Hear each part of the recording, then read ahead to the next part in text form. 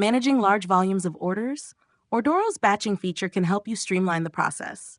Let me show you how to add orders to a batch. To add orders to a batch, start on the Orders page and select the orders you want to include. Click Actions and choose Add All Orders to a New Batch. A pop-up will appear where you can update the batch name to keep things organized.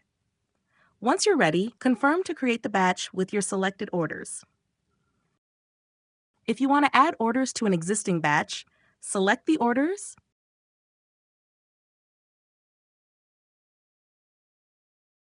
click Actions, and choose Add All Orders to an Existing Batch.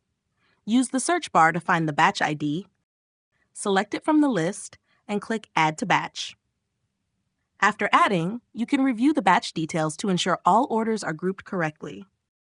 And that's it! Batching makes processing and prioritizing orders so much easier. Try it out in Ordoro today.